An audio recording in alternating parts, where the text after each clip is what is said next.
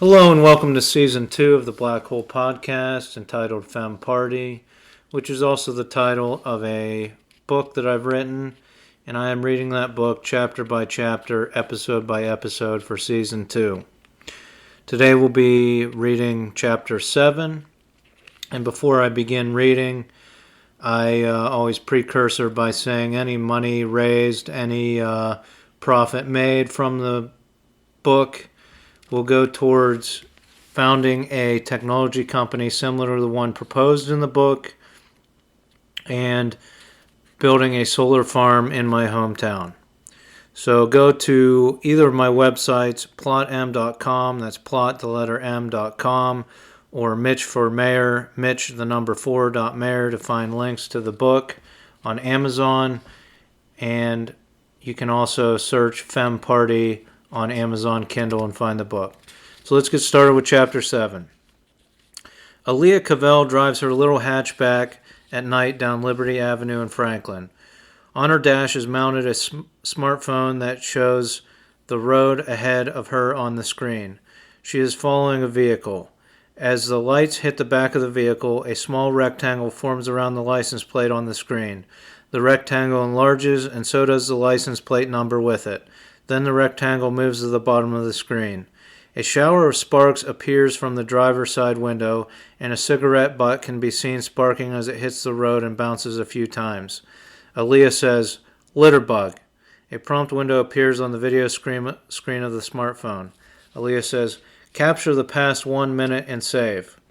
The prompt window changes color as the app saves the video and stamps it with the date and time.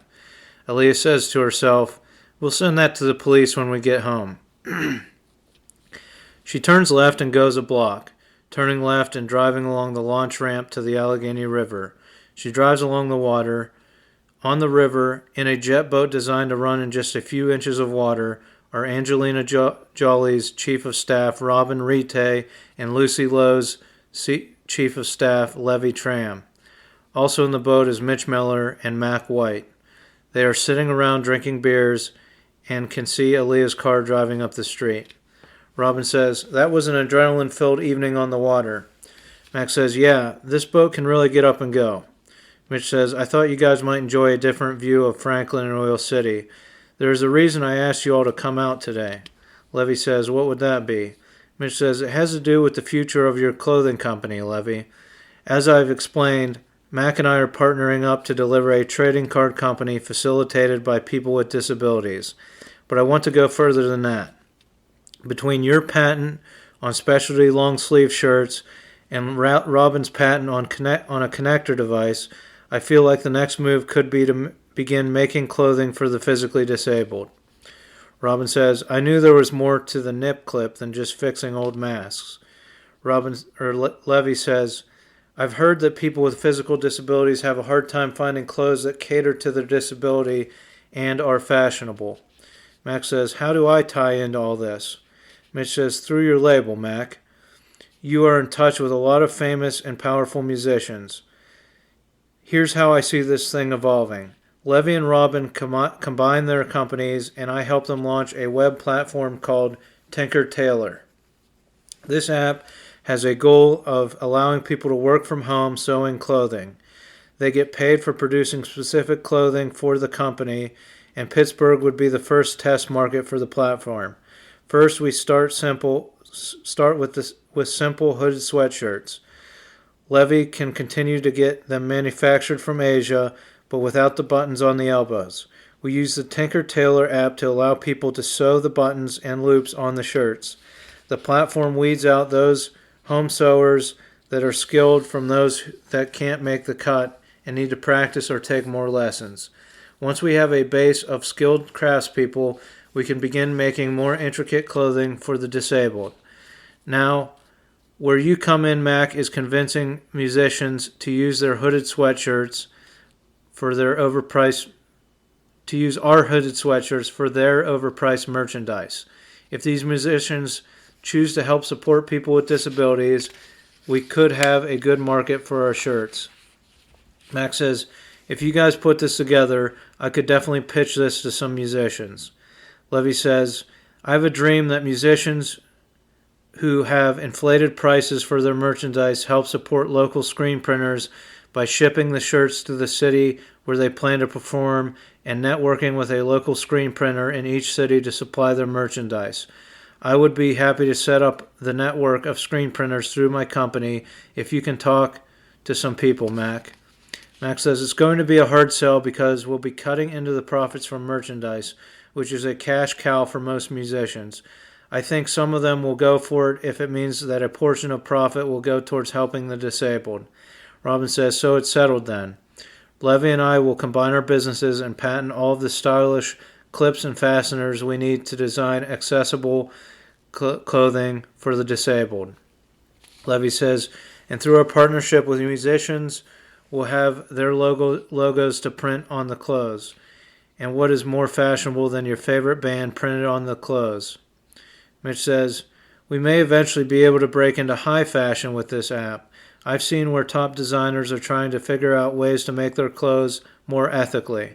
Each city could have a depot where clothes are dropped off by people using the Tinker Tailor app and analyzed for quality. If the clothes are up to snuff, the tailor gets money through the app. Max says, so you are thinking that each city has a warehouse set up where these clothes are either dropped off or shipped. Then they are inspected for quality, then distributed to screen printers or other outlets to be made available to the public. Mitch says, yes. So we begin weeding out substandard tailors with the hoodies and slowly work up to more complex clothing designs by booking jobs like providing the uniforms for all the police in Pittsburgh. Robin says, and we can have workshops and classes at the warehouse location to help more people be able to work from home. Levy says, we can also post video and tutorials through the Tinker Tailor website. We could make printable templates and patterns so that people can try to make their own clothing at home and submit them for quality inspection, then get coached on how to improve their sewing techniques. Mitch says, that's right. It's about fostering an independent clothing company for each major city, but they are all loosely structured as a co-op through the Tinker Tailor platform. Mitch sits in his office at the old brewery. Sienna Gunther is eating a military-grade meal ready to eat, or meal in a pouch. Mitch has finished his MRE and is sipping some tea out of a mug that says, World's Greatest Boss. Sienna, throwing away her pouch, says, you have a meeting with Mike Romano of Duber in about 10 minutes. They could be a big donor if you play your cards right. Mitch says, I'm independently wealthy and don't need to cater to big donors. Sienna says, why are you meeting then? Mitch says, they chose Pittsburgh to start their autonomous vehicle unit, and I am interested in what they have to say about self-driving cars. Sienna says, I'll go round them up for you. Sienna exits. A few minutes later, Mike Romano, CEO of Duber, the powerful ride-sharing app, enters Mitch's office. The two shake hands and exchange pleasantries. Eventually, Mitch takes a seat behind his desk, and Mike takes a seat in one of the remaining chairs. Mitch says, so what brings you in today, Mike? Mike says, I'll get right down to it. We at Duber are a bit worried about all of your talk about eliminating radio waves in the city of Pittsburgh. As you know, we have invested in an autonomous car unit in the city, and some of our technology relies on having a wireless signal. Mitch says, I've seen your driverless cars around the city for years now, and frankly, I am against them, but not your ride-sharing app. I think a better approach to driving is encouraging expert and professional drivers rather than autonomous vehicles. Mike says, are you suggesting we scrap a program we have been working on for years just because you may be the mayor someday? Mitch says, I think autonomous components can be used in some ways throughout the city. I'm against autonomous vehicles unless they direct their radio waves directly down into the streets using a network of buried sensors rather than radio towers. Mike says, in what ways would you see autonomous technology used in Pittsburgh? Mitch says, one example is the way drivers slow down when they enter a tunnel, of which there are many in Pittsburgh, causing a chain reaction that slows traffic to a crawl during rush hour.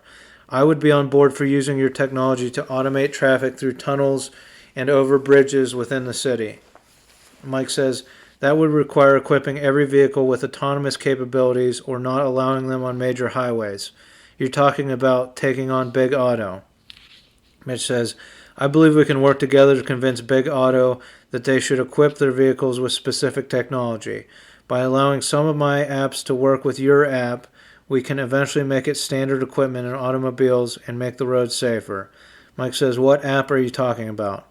Mitch says, it's a new app we want to launch if you will come on board that makes the roads safer for bicyclists and pedestrians. It's called Biped, and people download the app to their phones.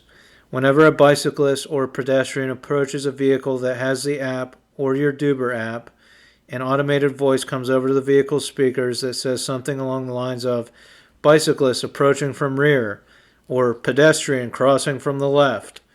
It's an app for people that want to be safe drivers. Mike says, so the Biped app links up with other app users to figure out their proximity to each other, then warns drivers of people that may be in their blind spots. Mitch says, yes, that is the idea behind the Biped app.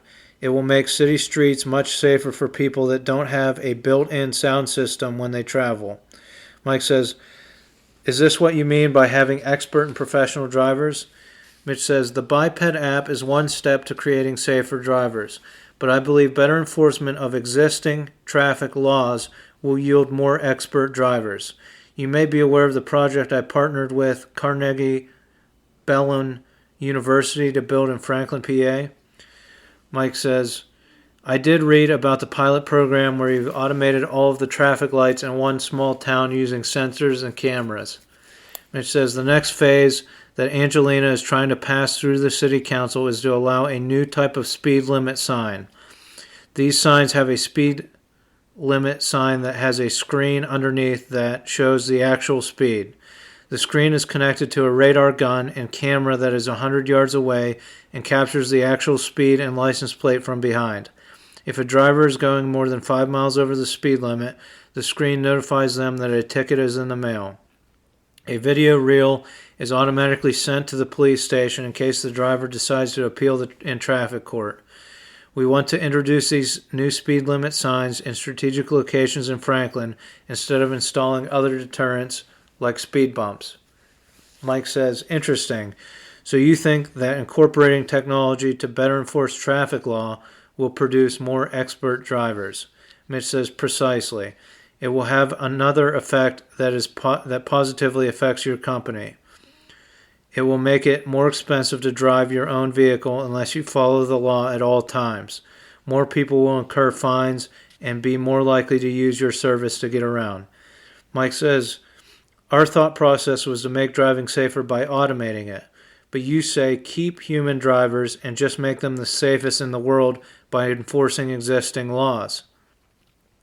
Will the state allow you to enforce speed limits like this? Mitch says, sure. If they are local roads, they can't stop us. What we want to do is enter a lawsuit against the state that takes away drivers accruing points on their record for minor traffic violations. This will allow us to coerce drivers to become better through a system of fines rather than taking their license away. Mike says, so it's true capitalism on the roads. If you are wealthy, you can accumulate as many fines as you want without losing your license, but for those on a tighter budget, they will have to improve the way they drive in order to incur less fines. Mitch says, this way, nobody loses their livelihood because of incurring too many traffic violations. They simply pay the fine and are motivated to improve their driving. Mike says, I believe we can work together, especially if you win this mayoral race. What do we do about our autonomous project? Mitch says, just be patient. It will be years before the populace decides to phase out all wireless waves. We'll work something out before then. Besides, how were these vehicles going to function when Pittsburgh gets a snow that lays down 6 inches in one night? You're better off sticking with really good drivers, in my opinion. Mike says, I'll send some people over from my company to ensure that the Biped app is compatible with our Uber app, at least in the Pittsburgh market. I look forward to working with you.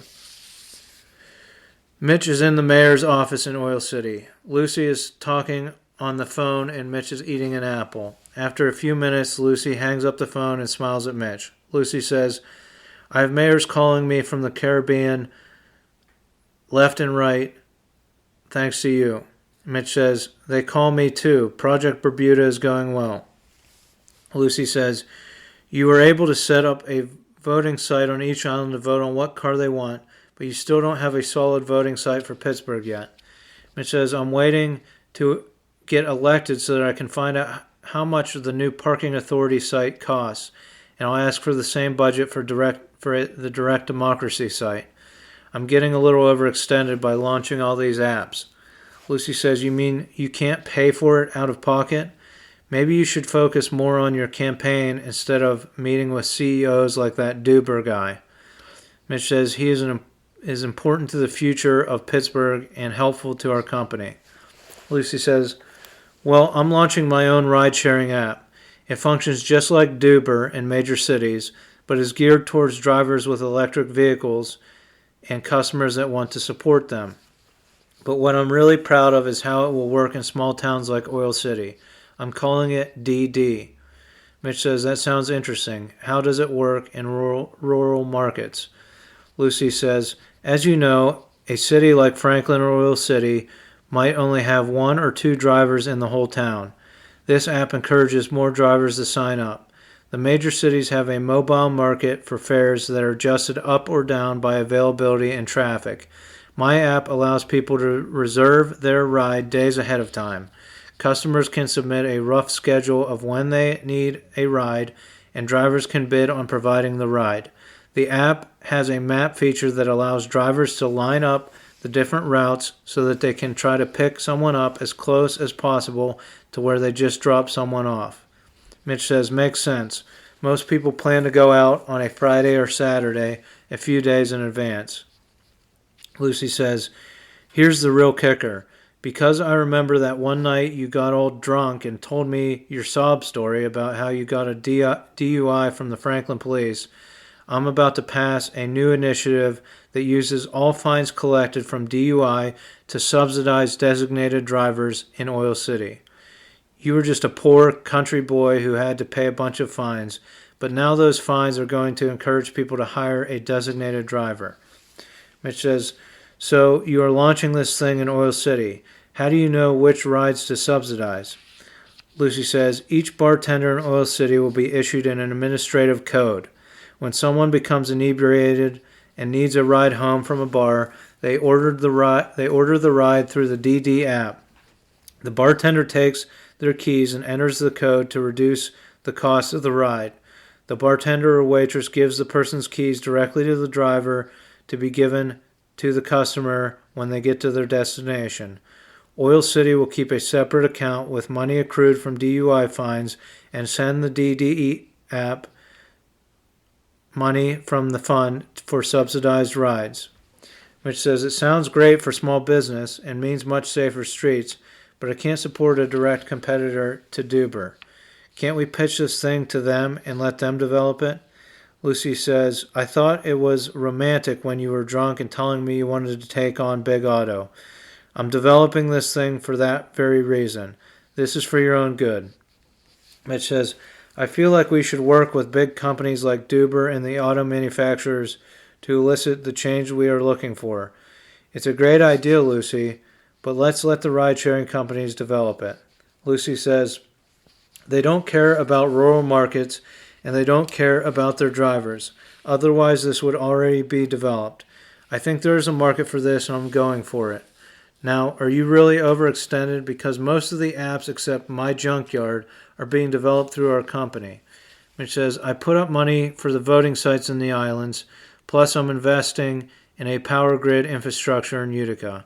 I'm not overextended, Lucy. You know I wouldn't let that happen. I'll have the voting site up and running before the election. Mitch is sitting in a conference room at the old brewery headquarters. Sienna leads a reporter in from the city rag. She asks if he needs any water. When he turns it down, Sienna exits the room, closing the door. Mitch and the CP reporter exchange greetings, and the reporter sets a laptop on the long table. The CR reporter says, I want to ask you about a website you were affiliated with when you were younger. It contained a statement insinuating that unregulated organized religion was responsible for most of history's atrocities. That website no longer exists, but the footprint still remains.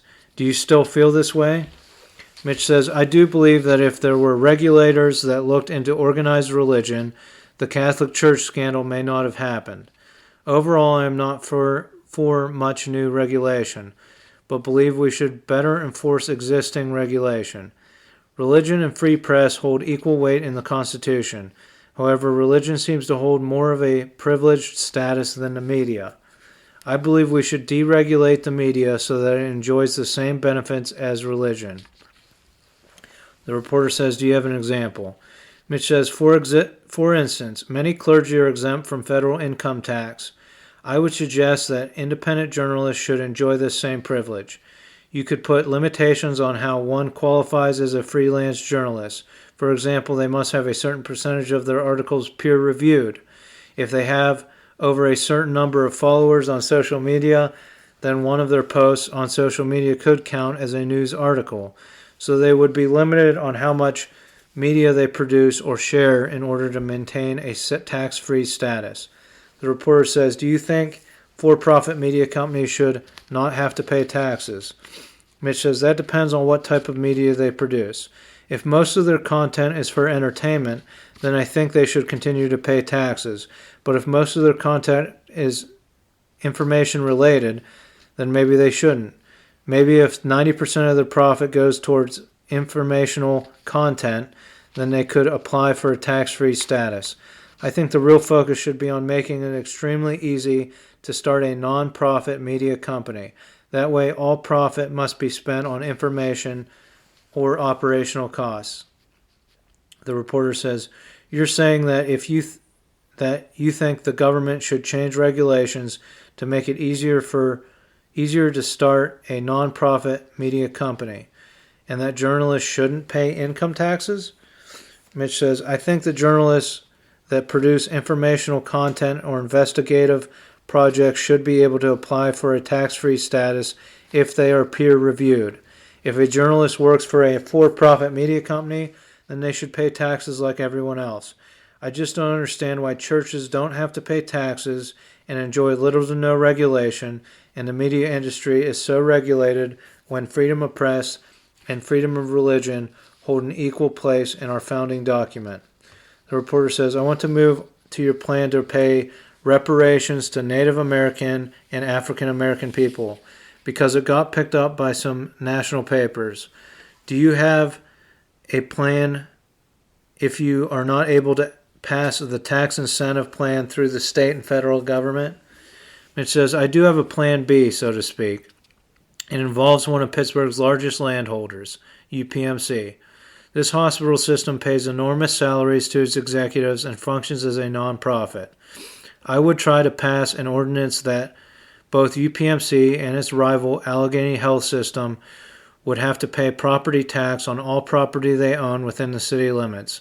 The millions of dollars collected from these hospitals would go into a special fund administered by the hospital systems. This fund would be used to provide health care to African American and Native American citizens of Pittsburgh. The reporter says, but UPMC initiated the Pittsburgh Promise in response to lawsuits against it. They provide thousands of dollars towards post-secondary education for any Pittsburgh student that keeps a certain GPA in Pittsburgh schools. Would you cancel this program? Mitch says, no, I would not. I would allow UPMC to subtract the amount it contributes per year to the Pittsburgh Promise from its tax burden.